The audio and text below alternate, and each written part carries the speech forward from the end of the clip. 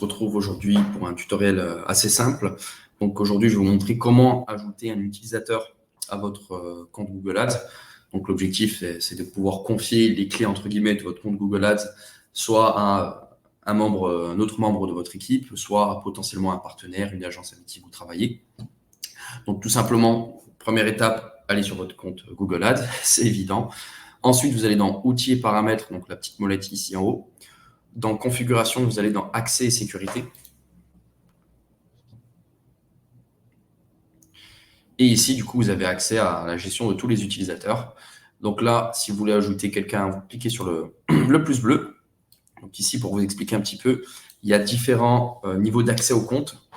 Donc, on a email uniquement. Alors, ça, c'est un accès que j'ai jamais trop utilisé parce qu'en fait, comme vous pouvez le voir, il permet uniquement de pouvoir recevoir les rapports de Google par mail, mais ne donne pas accès réellement au compte Google Ads. Ensuite, il y a l'accès facturation. Donc, l'accès facturation, lui, il est utile, par exemple, pour un membre de votre équipe qui va gérer la comptabilité, pour votre comptable, qui va s'occuper uniquement d'aller extraire les informations de facturation de votre compte Google par rapport au budget publicitaire qui est dépensé. Ensuite, il y a le mode lecture. Alors, ce mode lecture, il est utile quand vous voulez faire diagnostiquer un compte par un potentiel futur partenaire. Donc, souvent, l'agence partenaire va vous demander, dans un premier temps, un accès de lecture qui va lui permettre, du coup, d'accéder à votre compte Google Ads en profondeur, mais de ne pas pouvoir éditer ou modifier de campagne. Ensuite, l'accès standard, ça permet aux membres que vous ajoutez de gérer totalement le compte Google Ads, de modifier les campagnes, de créer des annonces, de vraiment pouvoir l'utiliser comme il veut.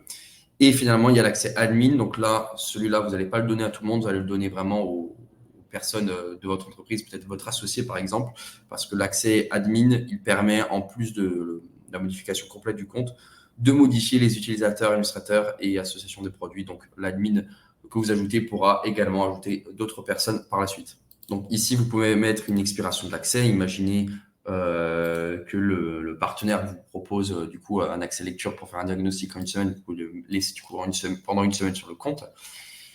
Donc ensuite ici, tout simplement, vous avez juste à ajouter l'email du partenaire. Donc voilà, vous rentrez l'email du partenaire. Donc là, moi, je rentre un de mes emails perso. Et ensuite, vous l'ajoutez. Vous appuyez sur envoyer l'invitation. Et quand vous ajoutez des partenaires, souvent, vous avez du coup des noms de domaine personnalisés.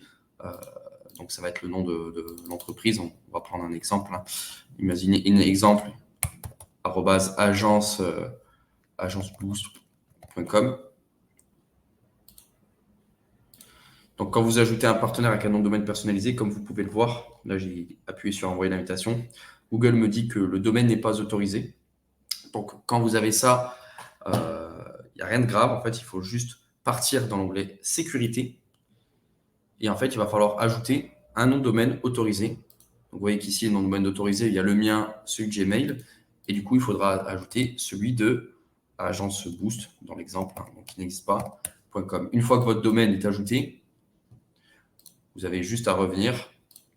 Une fois que vous avez autorisé le domaine, vous avez juste du coup à renseigner du coup à nouveau l'email de votre partenaire et envoyer l'invitation, tout simplement. J'espère que cette vidéo vous aura été utile. Je vous invite à vous abonner à ma chaîne YouTube pour recevoir plus de contenu lié à Google Ads.